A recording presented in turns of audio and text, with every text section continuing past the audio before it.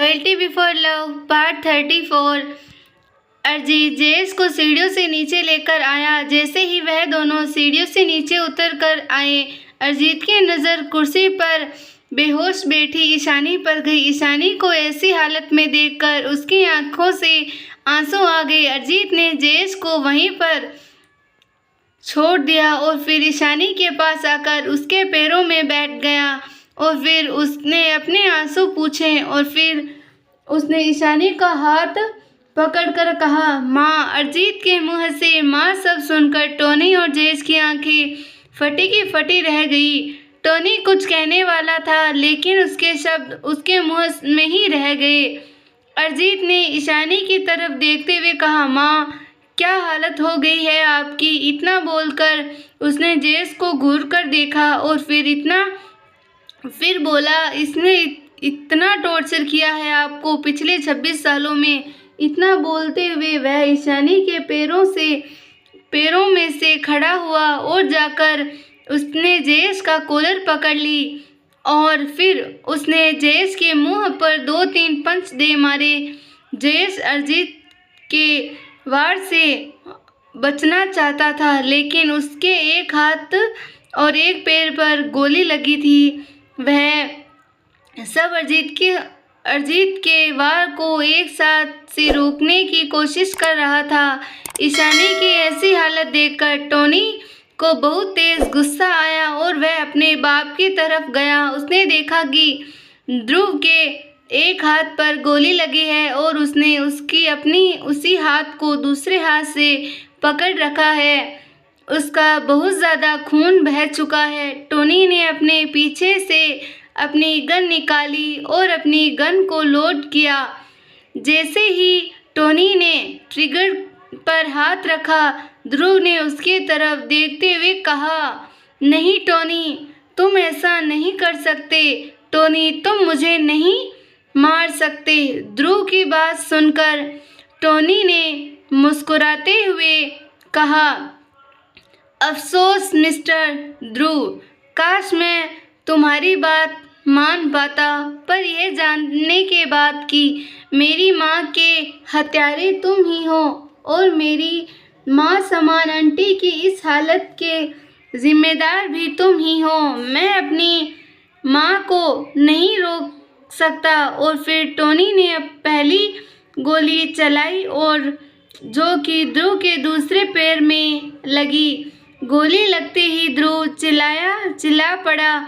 उसके बाद टोनी ने फिर दूसरी गोली चलाई कि ध्रुव के पैर में लगी। ध्रुव दर्द के मारे बस चिल्लाए जा रहा था।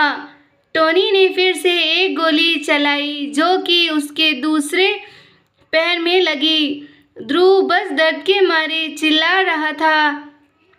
टोनी ने ध्रुव की तरफ देखते हुए कहा, हैप्पी जर्नी मिस्टर ध्रुव त्रिपाठी। इतना कहकर टोनी ने एक और गोली चलाई जो कि ध्रुव के सीधा सर में लगी और ध्रुव का राम नाम सत्य हो गया। ध्रुव को मारने के बाद टोनी बाहर आया तो टोनी ने देखा कि वह लड़का जो कि जयेश को लेकर अंदर आया था, उसने जयेश की कॉलर पकड़ रखी है और उसके पेट में पंच मारे जा रहा था। वह लड़का बहुत ज़्यादा गुस्से में है। अरिजीत ने जयेश के पेट में पंच मारते हुए कहा, साले, तेरी वजह से मैं 26 साल तक अपनी माँ से दूर रहा। तेरी वजह से मैं मेरी माँ 26 सालों से टॉर्चर होती आई। तेरी वजह से मेरा डैड मेरी माँ से 26 साल दूर रहा। तेरी वजह से मेरे डैड पिछले 26 सालों से अंदर घुट कर मर रहे थे। उनके साथ में मैं था लेकिन फिर भी वह खुश नहीं रहते थे। तूने मेरे माँ बाप को बहुत दर्द दिया। आज तेरा आखिरी दिन है। इतना बोलकर उसने जयेश के मुंह मुंह पर एक पंच दे मारा। जयेश के मुंह पर पंच लगते ही जयेश के मुंह से खून निकलने लगा और जयेश नीचे गिर गया। जब जयेश अधमरा हो चुका था, अरिजीत ने उसके चेहरे पर और पेट में इतने पंच मारे थे कि उसके मुंह से खून निकलने लगा था। जैसे ही वह नीचे गिरा, अरिजीत ने अपने सूज में से चाकू निकाल लिया। वह चाकू लेकर जयेश ने पास बैठ गया और जैसे ही उसने वह चाकू उसके हाथ पर रखा, तभी बीच में जूलियट बोल पड़ी, Arijit, just give me 2 minute, उसके बाद तुम इसके साथ जो करना चाहो तुम कर लेना। आखिर तुम्हारा हक बनता है इसने टॉर्चर करना। अरिजीत, क्या हुआ? जूलियट, वह 3 एजेंट शुभम, प्रीति और अमन, वह तीनों अभी भी खुले घूम रहे हैं। देश के गद्दारी करने के बाद वह इस तरह आज़ाद नहीं घूम सकते। एक काबिल एजेंट को 26 साल तक टॉर्चर करने के बाद वह आज़ाद घूमते, ऐसा हो सकता है? जयेश, वह तीनों है कहाँ? उस दिन के बाद तो उन तीनों को हमने देखा ही नहीं। क्रिस ने अपना सर हमें हिलाते हुए कहा, हाँ बिल्कुल सही कहा, और हम लोग उन्हें ढूंढेंगे कहाँ, पर हमारे पास ज़्यादा टाइम भी नहीं है। उसकी बात सुनने के बाद जूलियट ने जयेश को घूर कर देखा और बोली, यह है ना, यह पहुंचाएगा हमें उन तीनों तक। क्रिस, लेकिन यह हमें उन तीनों तक कैसे पहुंचाएगा? जूलियट, पिछले 26 सालों से किडनैप तो ईशानी मैडम को इस जयेश ने करवाया था, लेकिन टॉर्चर पिछले 26 साल से ईशानी मैडम को वह तीनों कर रहे थे। तो यह जानते हैं कि वह तीनों इस वक्त कहाँ हैं। जूलियट की बात सुनकर जैक ने जयेश को घूर कर देखा और फिर वह उसके पास गया और उसके पॉकेट में से उसका फ़ोन निकालकर उसके हाथ में देते हुए कहा, उन तीनों के पास फ़ोन करो और उन तीनों को यहाँ बुलाओ, और हाँ याद रहे कोई भी चालाकी करने की कोशिश मत करना, वरना तू जानता है ना कि तेरी साथ क्या होगा। जैक की बात सुनकर जयेश ने जल्दी से फ़ोन मिलाया। एक ही रिंग में फ़ोन उठ गया।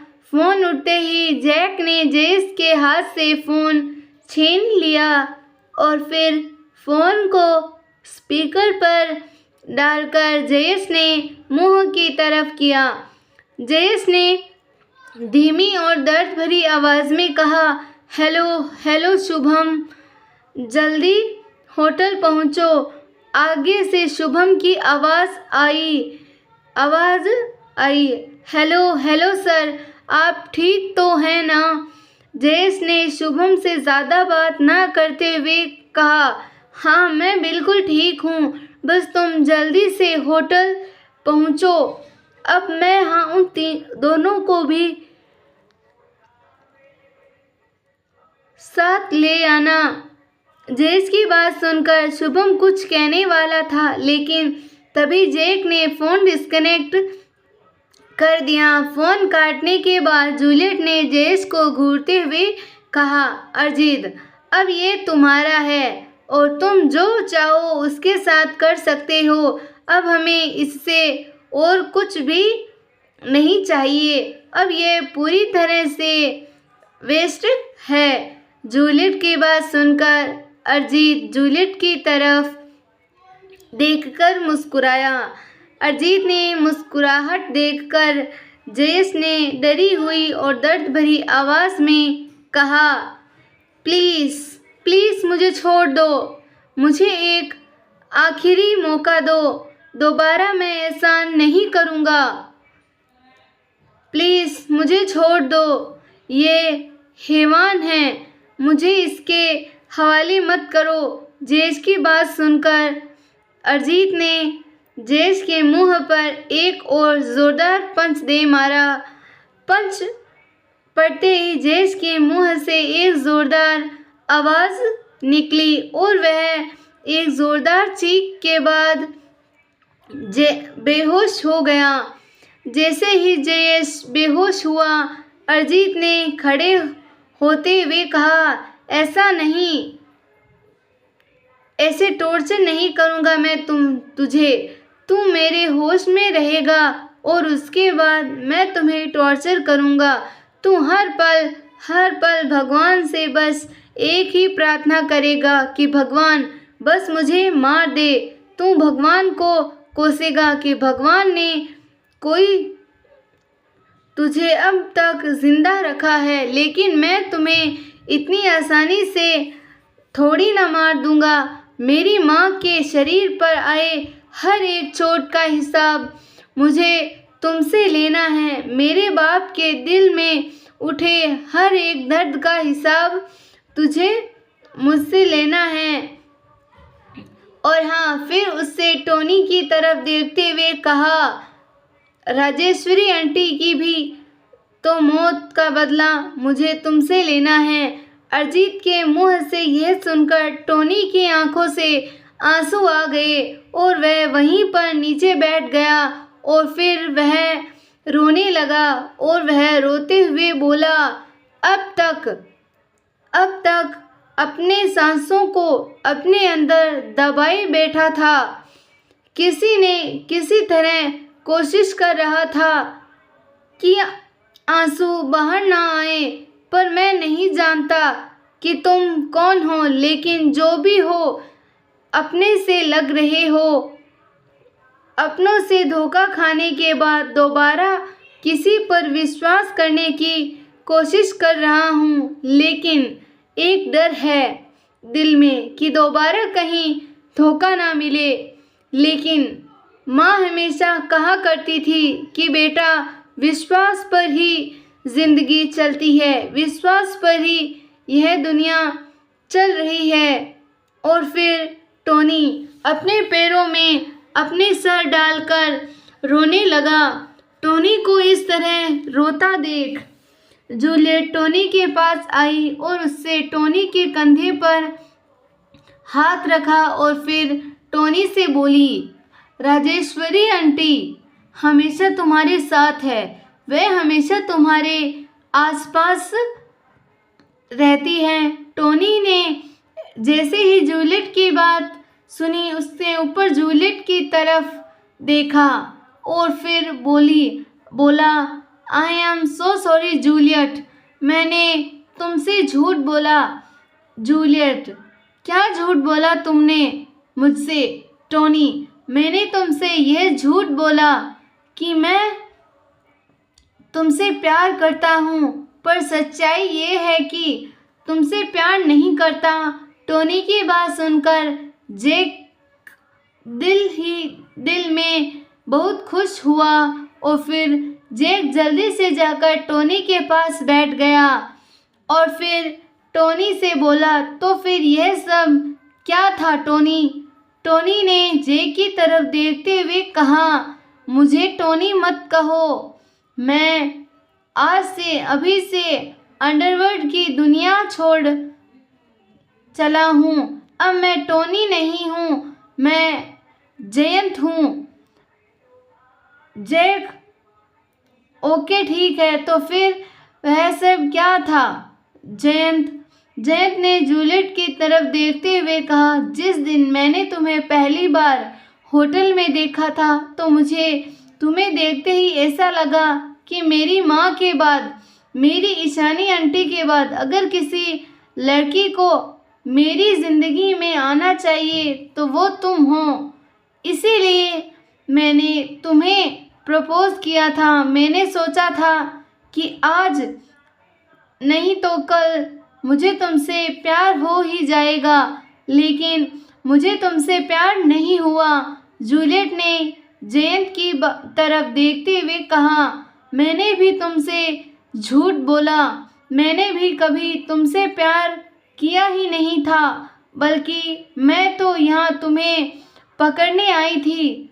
अरिजीत, क्रिस, आपके पीछे वह पानी का जग रखा है, वह देना। अरिजीत की बात सुनकर क्रिस ने पीछे मुड़कर देखा तो उसके पीछे एक टेबल पर पानी का जग रखा था। क्रिस ने वह पानी का जग अरिजीत को दे दिया। अरिजीत एकदम से वह पूरा पानी का जग जेस के मुंह पर उड़ेल दिया। जेस के मुंह पर बहुत सारा पानी गिरते ही जेस को होश आ गया। अरिजीत जेस को देखकर मुस्कुराया और फिर वह नीचे जेस के पास बैठ गया। उसने अपने साइड से एक चाकू उठाया और फिर अरिजीत ने उसके हाथ की एक अंगुली पर चाकू रखते हुए कहा, मेरी इन्हीं गंदे हाथों ने तुम्हारे इन्हीं गंदे हाथों ने छुआ था ना मेरी माँ को। फिर इतना बोलते हुए उसने जेस की वह उंगली काट दी। उंगली कटते ही जेस जोर से चिल्ला पड़ा। फिर अरिजीत ने उसकी दूसरी अंगुली काटते हुए कहा, राजेश्वरी आंटी को मारने की प्लानिंग करते टाइम तेरे को थोड़ी सी भी शर्म नहीं आई कि सौतेले ही सही, आखिर वह तेरी माँ है।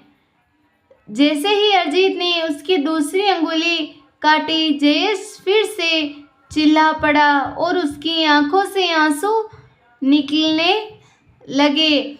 तभी क्रिस ने अपनी पॉकेट में से रुमाल निकालते हुए अरिजीत की तरफ करते हुए कहा, अरे यार, इसके मुंह में डाल ये रुमाल, साला इतनी जोर जोर से चिल्ला रहा है, कान के पर्दे फाड़ देगा। क्रिस ने यह इतना आराम से कह दिया जैसे माना उसे जेस की इस हालत को देखकर बिल्कुल भी फर्क ना पड़ रहा हो। और फिर अरिजीत को इस तरह बिहेवियर करना बिल्कुल भी सही था। क्रिस की ऐसी बात सुनकर जेक ने क्रिस की तरफ मुस्कुराकर देखा और फिर अरिजीत की तरफ देखते हुए बोला, कंटिन्यू रखो अरिजीत, इसके लिए यह सज़ा अच्छी है। अरिजीत ने क्रिस के हाथ के रुमाल लिया और फिर उसके मुंह में डाल दिया। जेस दर्द के मारे अपने हाथों और पैरों को पटकते जा रहा था। तभी क्रिस ने आगे जाकर उसके कान पैर पकड़ लिए और जैक ने आगे जाकर उसके दूसरा हाथ पकड़ा लिया। उन दोनों को इस तरह करता देख अरिजीत उन दोनों की तरफ देखकर स्माइल की। फिर अरिजीत ने जेस तीसरी अंगुली काटते हुए कहा, यह मेरे बाप को दर्द देने के लिए। मेरे बाप पिछले 26 सालों से अंदर ही अंदर घुटता आया है। और देखते ही देखते अरिजीत ने उसके एक हाथ की सारी अंगुलियां काट दी। फिर जैक ने क्रिस दोनों अपनी जगह से खड़े हुए और वह रस्सी लेकर आई जिससे जेस ने ईशानी को बांध रखा था। और फिर उन दोनों ने जेस के पैर बांध दिए और फिर वह दोनों वहाँ से खड़े होते हुए बोले। इस तरह ईशानी के पार्ट्स को अलग अलग करना हम नहीं देख सकते, इस तरह बस हम ही कर सकते हैं। इतना बोलते हुए दोनों जाकर टोनी के पास बैठ गए। टोनी सब एक टक अरिजीत को जेस ने के साथ इस तरह करते देख रहा था। टोनी जेस को तड़पता बिना पलक झपकाए देख रहा था। अरिजीत ने देखा कि देखते जेस के दोनों हाथों के और पैरों की अंगुलियां काट दी। और फिर उसके जेस के हाथों को भी काटना शुरू किया। जेस बस अपने हाथ पकड़ रहा था और उसके आंखों से आंसू निकल रहे थे। कुछ देर बाद अरिजीत ने जेस की दोनों हाथों की उंगलियों के उतार दी थी और उसने उसके पूरे चेहरे पर चाकू से कट के निशान लगा दिए थे। जेस बस तड़प रहा था, चारों तरफ खून ही खून फैला रहा था। जेस को बहुत ज़्यादा खून बहुत बह चुका था। कुछ देर बाद जेस खून बहने ही मर गया और सीढ़ियों से किसी ने उतरने की आवाज़ आने लगी। अगर आपको हमारी स्टोरी पसंद आई तो स्टोरी को लाइक शेयर करें, चैनल को सब्सक्राइब करना ना भूलें और कमेंट ज़रूर करें। धन्यवाद।